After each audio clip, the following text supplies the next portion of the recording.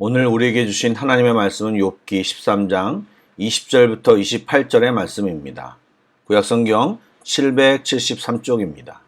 욥기 13장 20절부터 28절의 말씀을 드라마 바이블로 낭독합니다.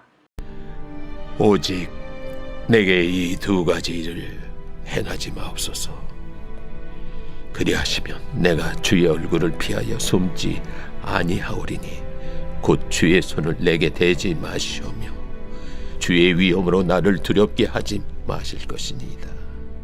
그리하시고 주는 나를 부르소서. 내가 대답하리이다. 혹 내가 말씀하게 하옵시고 주는 내게 대답하옵소서. 나의 죄악이 얼마나 많으니까 나의 허물과 죄를 내게 알게 하옵소서. 주께서 어찌하여 얼굴을 가리시고 나를 주의 원수로 여기시나이까. 주께서 어찌하여 날리는 낙엽을 놀라게 하시며 마른 건물을 뒤쫓으시나이까. 주께서 나를 대적하사 괴로운 일들을 기록하시며 내가 젊었을 때 지은 죄를 내가 받게 하시오며 내 발을 착고에 채우시며 나의 모든 길을 살피사 내 발자취를 점검하시나이다. 나는 썩은 물건의 낡아짐 같으며 존목은 의복 같으니이다.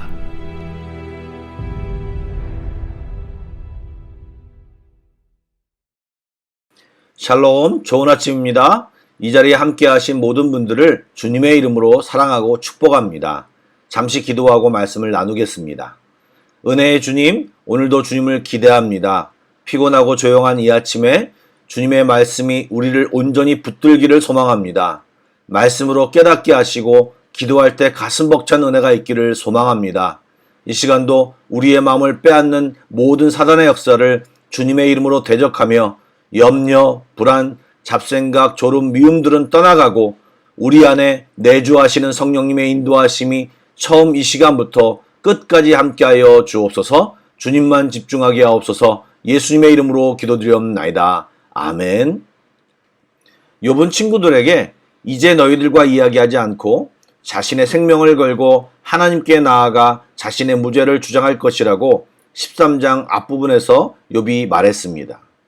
그리고 13장 20절부터 14장 끝까지 욥은 긴 기도를 하나님께 하고 있습니다. 오늘 본문은 그 기도의 첫 부분입니다. 말씀을 보신 것처럼 욥은 먼저 하나님께 호소하기에 앞서 두 가지를 요청합니다. 첫 번째는 주의 손을 자기에게 대지 말라는 것이며 둘째는 주의 위엄으로 자기를 두렵게 하지 말아달라는 것이었습니다. 그리고 이런 조건이 수락된 후에 하나님과 변론하기를 소원하였습니다. 보는 각도에 따라서 그의 요청은 굉장히 당돌하고 불경한 요청입니다. 왜냐하면 자신의 억울함을 토로하며 자신에게 왜 이렇게 하시냐고 따져 묻겠다는 태도이고 이제부터 따질 테니 못하게 막지 말라는 요청이기 때문입니다. 또 어떤 의미에서는 재판 장소로 하나님을 소환하겠다라고 하는 태도라고 볼 수도 있습니다. 지금 그의 마음속에는 왜 내게 이런 일을 하십니까? 라는 억울함으로 가득 차 있음을 충분히 짐작할 수 있습니다. 그리고 계속해서 그의 요구가 폭포수같이 이어집니다. 주는 나를 부르소서. 내가 대답하리이다. 혹 내가 말씀하게 하옵시고 주는 내게 대답하옵소서. 나의 죄악이 얼마나 많으니까 나의 허물과 죄를 내게 알게 하옵소서. 주께서 어찌하여 얼굴을 가리시고 나를 주의 원수로 여기시나이까. 욥은 계속 묻고 항변하고 있습니다. 여러분, 분명히 욥의 태도는 불량하고 당돌합니다. 그런데 그가 무엇을 원하고 있습니까? 지금 욥은 하나님과 소통되지 않는 것에 대한 답답함으로 괴로워하고 있는 것입니다. 하나님이 가타부타 말씀이 없으시니 욥은 견딜 수가 없는 것입니다. 하나님께서 너 이런 것이 잘못이다, 왜 이런 죄를 지었느냐고 말씀하시면 고치거나 회개하거나 순종하거나 할 텐데 계속 침묵하시는 하나님에 대하여 욥은 계속 몸부림치고 있는 것입니다. 어제도 주님께 나아가자고 말씀을 드렸는데 주님께 나아가야 한다는 것을 모르는 그리스도인이 있을까요? 초신자가 아닌 이상 주님께 나아가야 한다는 이 메시지를 우리 모두는 잘 알고 있습니다. 그런데 우리는 실제 욥처럼 몸부림치며 나아가지 않습니다. 그가 하는 말에는 분명 불손하고 과격하고 하나님께 불경스러운 면도 있지만 하나님께 계속 나아가 해결하려는 몸부림은 정말 우리가 배워야 하는 것입니다. 우리는 며칠, 아니 몇 분 기도하고 하나님이 응답하시지 않으신다, 포기하고 내 맘대로 살기를 얼마나 많이 반복하고 있습니까? 그러나 욥은 작정하고 침묵하시는 하나님께 계속 나아가 소리치고 떠오르는 모든 생각을 주께 말하며 도대체 무엇이 맞는 것입니까? 말 좀 하시라고 소리치고 있는 것입니다. 욥은 날리는 낙엽에 놀라고 마른 건불과 같이 점점 무기력해지고 연약해지는 자기 모습을 발견하고 그것 그대로 주님 앞에 말하며 하나님께 나아가고 있습니다. 사랑하는 여러분, 요즘 어떠십니까? 어려운 상황이나 문제로 힘드셔서 하나님께 몸부림치고 계십니까? 혹시 사람에게 하소연하고 계시진 않으십니까? 아니면 주님 앞에 계속 머물러 계십니까? 제 과거를 생각해보면 기도도 하지 않고 시간만 보내며 변하지 않는 상황에 대하여 하나님께 짜증만을 쏟아낸 적도 많았습니다. 그리고 욥의 태도보다 더 오만방자한 태도로 도대체 나를 사랑하신다면서 정말 이런 식으로 하실 것이냐고 기도 아닌 분노를 털어놓은 적도 있습니다. 마치 문 닫고 방에 들어가 전혀 이야기하지 않으려는 사춘기 아이가 돈 필요하면 현관문에서 퉁명스럽게 돈 달라고 요구하는 자세와 똑같이 하나님을 대하는 경우가 너무 많다는 것입니다. 문제가 있으시다면 금식을 하든 기도원을 들어가든 골방 기도를 하시든 특별한 시간을 내어 주님과 독대하시기 바랍니다. 별 문제가 없으신 분이라면 일정한 시간을 정하여 말씀 보고 기도하는 시간을 가지며 주님께 나아가시기 바랍니다. 내 스케줄에 맞게 시간을 변동하지 말고 주님께 시간을 일정하게 떼어 드리기를 권면드립니다. 그렇게 주님께 나아감이 우리에게는 꼭 필요한 것입니다. 하나님이 응답하시지 않자 욥은 별의별 생각을 다 합니다. 혹시 이러시는 것이 내가 젊었을 때 지은 죄, 기억도 나지 않고 혹시 부지 중에 지은 죄를 모두 기록해 두셨다가 한꺼번에 벌하시는 것이냐고 묻고 있습니다.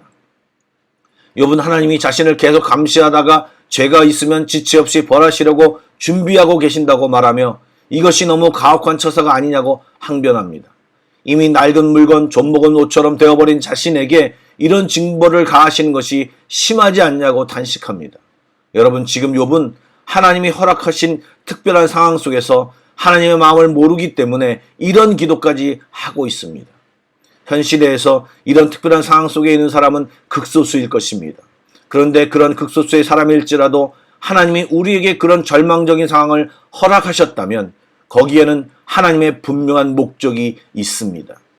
그것을 인정하고 정말 어렵지만 주님의 뜻을 구하며 인내하면서 주님이 인도하실 때까지 기다리는 것이 필요합니다. 하나님은 우리를 아시기 때문에 우리가 감당하지 못하는 시험을 우리에게 허락하시지 않습니다. 사랑하는 여러분, 문제와 상황에 지지 말고 다시 한번 일어나 하나님께 묻고 기도하며 나아가는 우리들이 되기를 소망합니다. 오늘 말씀과 맞는 찬양을 찾다가 예배송으로는 조금 맞지 않지만 묵상하는 곡으로는 괜찮다 싶은 위러브의 공감하신 애를 골랐습니다. 먼저 들어보며 묵상하는 가운데 밑에 달린 한 댓글이 눈에 띄었습니다. 그대로 카피하여 여러분에게 소개하려고 합니다. 댓글로 쓴 글이라 잘 쓴 글이 아니지만 내용이 귀해서 제가 한번 읽어보겠습니다. 도전이 되시기를 축복합니다. 저는 자살하려고 했던 죄인입니다. 교회를 7년 다녔지만 믿음이 오질 않아서 늘 방황하던 죄인이었습니다. 그리고 엄청난 두려움과 공포를 느꼈고 나는 아무것도 할 수 없다는 두려움 속에서 굉장히 방황하고 괴로워했습니다. 그 모든 게 예수님을 믿지 않아서 비롯된 죄였습니다. 하나님이 나와 함께 하심을 온전히 믿지 않고 간절히 기도할 때만 안심하고 평소에는 하나님의 보호하심을 믿지 못했습니다. 그리고 실제 자살 시도가 있었습니다. 저는 그 자살하는 순간에 하나님께 마지막 기도를 드렸습니다. 주님, 차라리 지옥에 보내주세요. 그렇게 말하며 전 약을 먹고 인생을 포기했습니다. 그때 처음으로 사단의 음성을 들었어요. 인생을 포기해라. 모든 것을 포기해라. 전 영적으로 연약해서 사단의 음성인지 분별하지 못했고 실제 자살 시도로 이어졌습니다. 그런데 그런 죄인인 저를 하나님이 불쌍히 여기셨고 저의 영혼이 저 대신 119에 신고를 하였고 전 전혀 기억이 나질 않습니다. 그리고 중환자실에 입원하게 되었습니다. 그리고 예수님을 교회에서 만났습니다. 십자가가 믿어지면서 하나님이 나를 위해 십자가에 처절히 못 박히신 게 믿어지면서 얼마나 가슴 아프고 죄송스러운지요. 내가 마귀같이 믿지 못해서 자살 시도라는 엄청난 죄를 지었습니다. 그렇게 전 실제로 예수님을 십자가에 못 박았습니다. 그리고 진심으로 회개했습니다.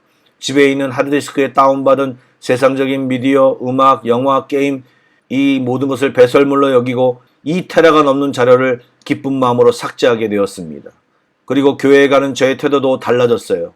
실제 주일을 사모하게 되었고 주일 예배를 드리면 늘 마지막이라는 심정으로 간절한 마음으로 사모함으로 드리게 되었습니다.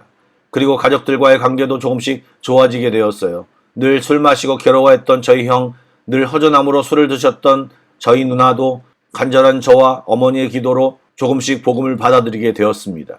아직 저는 부족한 것이 많습니다. 모르는 것도 너무 많습니다. 그러나 확실한 것은 하나님은 존재하시고 분명히 살아계시다는 것입니다.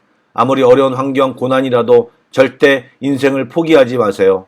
더욱 주님께 매달리세요. 그렇게 하시면 분명히 하나님께서 당신을 도와주실 것입니다. 여기까지입니다. 말씀을 마치겠습니다. 이 시간 성령님께서 우리의 마음을 만지시기를 간절히 소망합니다. 기도하시겠습니다. 소망의 주님, 이 시간 복잡한 마음으로 기도하시는 모든 분들을 붙잡아 주시옵소서. 기도하다가 지쳐있는 분들을 지켜주시옵소서. 기도하며 더디다고 느껴지는 주님의 응답을 기다리는 성도들에게 힘을 주시옵소서. 주님은 살아계십니다. 이러한 시간을 주신 것도 우리를 위함임을 믿습니다. 깨닫게 하시고 알게 하시고 눈을 열어 주시옵소서. 주님의 마음을 알게 하시고 정확하고 확실한 주님의 응답을 듣게 하옵소서. 기도하다가 지치지 않게 하시고 신실하신 주님처럼 오늘도 신실하게 성실하게 주님께 나아가는 저희들이 다 되게 하여 주시옵소서. 우리와 함께 하시는 예수님의 이름으로 기도드립니다. 아멘. 계속해서 찬양곡을 묵상하시고 합심기도와 개인기도로 나아가겠습니다.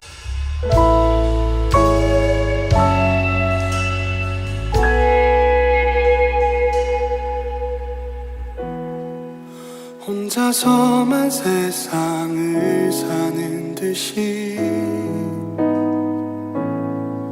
주가 멀어 보이기만 할 때 우리는 바라보아야 하네. 우리에게 오셨던 그 주님을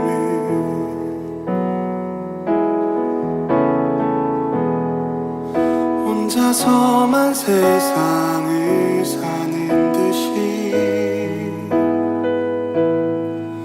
주가 멀어 보이기만 할 때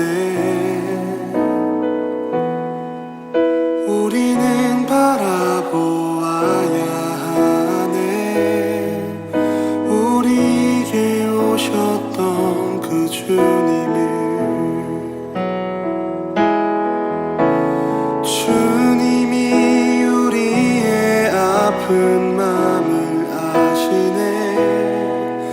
가까이서 우리의 아픔에 공감하시네.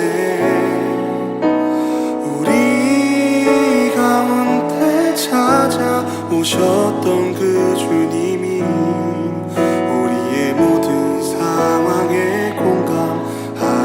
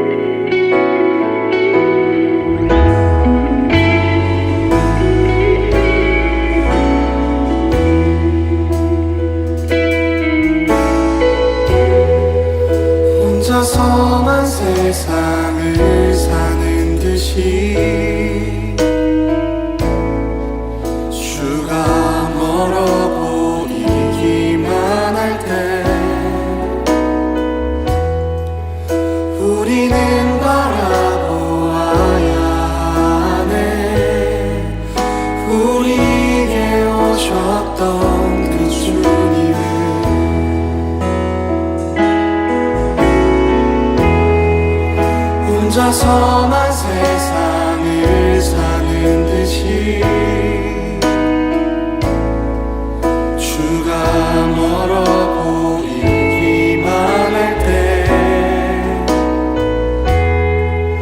우리는 바라보아야 하네.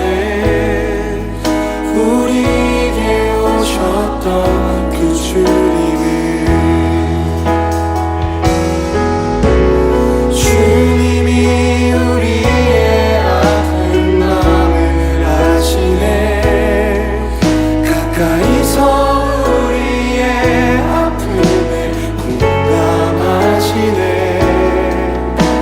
우리 가운데 찾아오셨던 그 주님이 우리의 모든 상황에 공감하시네. 주님이 우리의 아픈 마음을 아시네. 가까이서 우리의 아픔을 공감하시네. 우리 가운데 찾아오셨던 그 주님이 우리의 모든 상황에 공감하시네.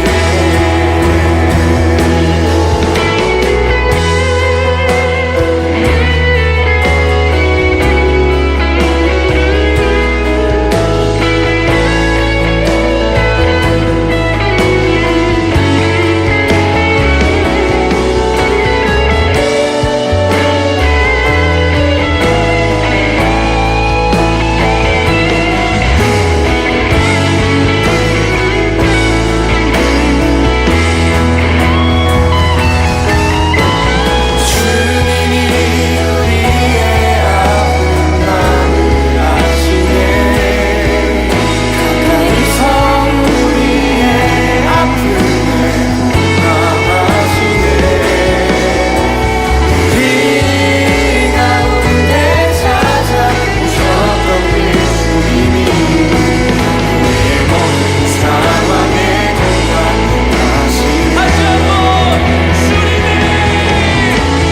주님이 우리의 아픈 마음을 아시네. 가까이서 우리의 아픔을 공감하시네. 우리 가운데 찾아오셨던 그 주님이 우리의 모든 상황에 공감하시네.